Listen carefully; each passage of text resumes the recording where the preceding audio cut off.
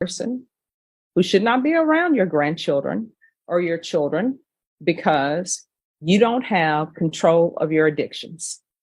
Welcome back, guys. Today, we're diving into a powerful courtroom moment with Judge Boyd, where raw honesty and tough choices take center stage. A grandmother, battling addiction, faces a life-altering decision after violating her probation. Judge Boyd lays it all on the line, offering her a chance at redemption or more time behind bars. Stick around to see how this emotional exchange unfolds, but you'll have to watch to find out what she chooses. The video opens with a powerful statement. Judge Boyd's voice cuts through the courtroom. You are a person who should not be around your grandchildren or your children because you don't have control of your addictions. The tone is stern, direct, and heartbreaking. This isn't just another case. It's a moment of reckoning for a grandmother who's lost her way. The judge's words instantly set the stage for a story of struggle, accountability, and the possibility of redemption. 2018 CR. All right, if you all could not talk behind the court reporter, please, just move it towards the end. Court is calling 2018 CR 10107, State of Texas versus Priscilla Amaya. Could I have parties announced for the record for the state? Jason Garahan, Your Honor. Lori Hayford for Miss Amaya. And are you Miss Amaya? Yes, ma'am. Showing you what's entitled Motion to Enter Adjudication of Guilt and Revoke Community Supervision. Did you review that with your attorney? Did you understand it? Yes, I did. Are you the same Priscilla Amaya who was placed on deferred adjudication in 2018 CR 10107 for the offense of possession of a controlled substance, penalty group 1, less than 1 gram, on June 28, 2019 for a period of 3 years? Is that you? The court calls State of Texas versus Priscilla Amaya. We learn that she's facing consequences for violating probation after a prior drug charge. Her voice is soft, almost fragile, as she confirms her identity and admits to missing meetings with her probation officer. It's a small detail, but it reveals so much. Shame, fear, and perhaps a long battle with relapse. Viewers can feel the tension rise as Judge Boyd begins to peel back the layers of this woman's story. Yes, ma'am. State? Yes, Your Honor. Violated condition number 5 in Bexar County, Texas. The defendant, Priscilla Amaya, did then and there fail to report to the supervision officer as directed for the months of November, December 2021 in violation of condition number 5. How do you plead to that? True or not true? Sure. We'll waive the remaining violated conditions, Your Honor. Any objection? No, Your Honor. Did you understand by pleading true to violation of condition number 5, the court could find it true, grant the motion, find you guilty, sentence you up to 2 years in the state jail facility, and up to a $10,000 fine? Did you understand? Yes, Your Honor. Knowing that, do you still wish to plead true to violation of condition number 5? Yes, Your Honor. Court will find violation of condition number 5 true. Is there an agreement? Yes, there is, Your Honor. Yes. Yes, for adjudicate guilt, revoke the provision, and sentence the individual to 11 months in a state jail facility. No objection, Judge. That's our agreement. As the judge lists out the legal violations, Priscilla pleads true. Her honesty here is striking. She doesn't hide behind excuses. But the real drama comes when the judge reminds her that these choices could lead to up to 2 years in state jail. Imagine sitting in that courtroom, knowing your future depends on how the next few minutes unfold. Would you take the punishment or fight for one last chance to turn your life around? All right, Ms. Amaya, are you asking the court to follow that agreement? Yes, Your Honor. Are you waiving your right to appeal? Yes, Your Honor. All right. So what went wrong with you? To be honest with you, Your Honor, well, I relapsed and I didn't want to report. I thought working was good enough, but I didn't have my family intact, my kids all together. They were disappointed in me, so they stopped talking to me. But now Sorry, can you speak up? now I have my kids back in my life and I have my first grandbaby, so I see things different.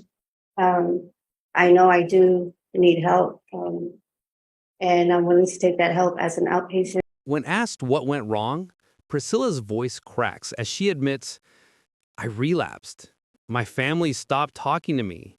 This is the raw, emotional heart of the video.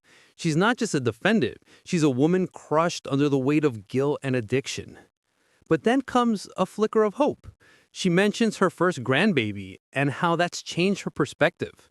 The moment is human and relatable. We see a woman who wants to be better, but doesn't quite know how. When I get out of Bear County Jail. Here's the thing. If you want to remain on deferred adjudication, I will let you remain on deferred adjudication.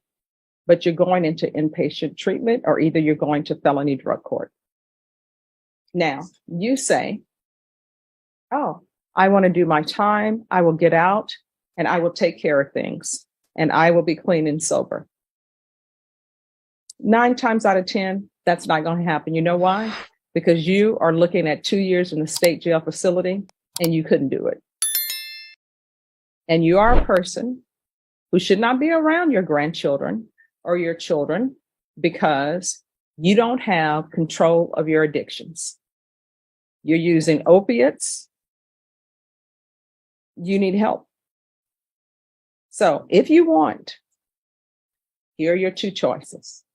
State and defense, they came up with their agreement. Here's your choice.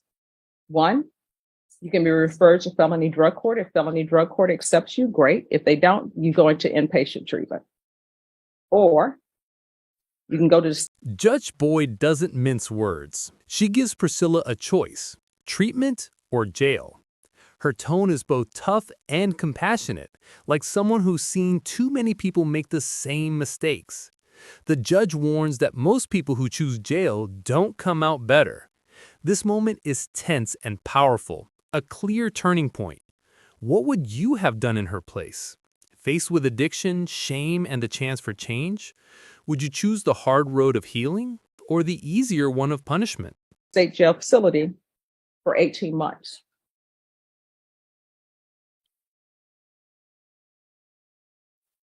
Either way, your life, the time is going to pass. Either it's going to pass with you bettering yourself by taking care of your drug addictions, or either it's going to pass with you marking days off the calendar, just doing your time at the state jail facility. So, which do you prefer? 18 months at the state jail facility, or perhaps getting treatment for your drug addiction, being the type of grandmother that your grandchildren can be proud of and that your children can be proud of? It's completely up to you. Yes. May we have a minute, Your Honor? Yes. Maya, are you still discussing?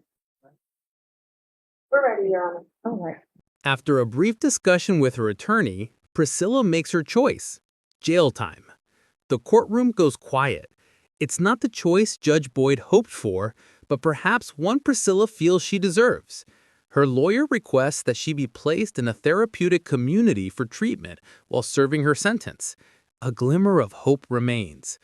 It's one of those moments where you can't help but wonder, is this the rock bottom that sparks her comeback? So we're back on the record.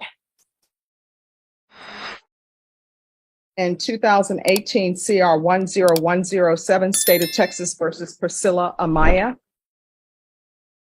So, Ms. Amaya, have you had a chance to discuss things with your attorney? Yes, Your Honor. So which do you prefer? Your Honor, we're going to take the state jail time, but we are requesting that the court, if the court has the ability to refer or recommend her to a therapeutic community there for drug treatment, we are requesting that. All right. Then the court.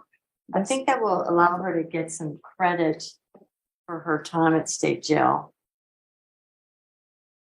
All right. Is she waiving her right to appeal then or no?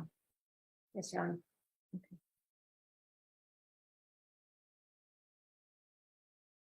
Honor. All right. Then the court will find you guilty. The court will grant the motion, sentence you to 18 months in the state jail facility, give you credit for any time served, and the court will recommend the therapeutic community.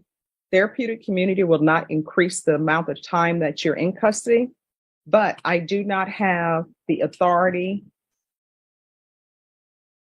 to have them place you in there. The only thing I can do is request and recommend it, but you're also going to have to ask for it. You understand? The judge confirms a sentence, 18 months in state jail. She also makes a heartfelt plea. If Priscilla wants true recovery, she'll have to ask for help. This isn't just punishment, it's a test of will. You can sense that Judge Boyd genuinely wants to see her succeed, even within the system's harsh reality.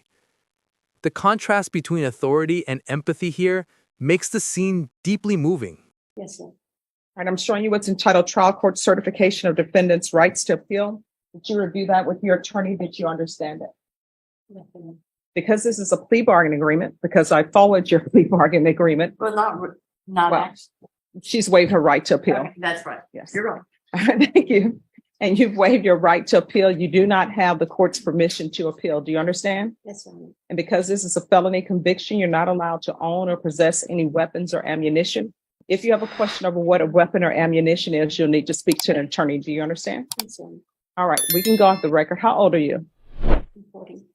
All right, you're 40. You still have a lot of your life in front of you, and you need to make a decision. And I know staying clean and sober is hard. And this is from somebody who's never done drugs, but I understand it's hard based upon my experience in different treatment courts and based upon the fact that I'm having a struggle giving up ice cream. And ice cream is not even as addicting as the drugs that you're taking. But if you don't stop, one or two things are going to happen. Either you're going to continue going in and out of the prison, or either you may end up with a bad batch and you may end up overdosing. And I don't think you want your children or your grandchildren to read about you in the news where it's bodies found on whatever street it is. And then they finally identify it and it's you. You understand? But you're going to have to work for it. And when you get out, there are plenty of places that have free treatment for you. Okay? Yes, sir. All right. Good luck to you. Before ending the hearing, Judge Boyd gives a final speech that hits home. She compares addiction to her own weakness, ice cream, and reminds Priscilla that recovery is a daily battle.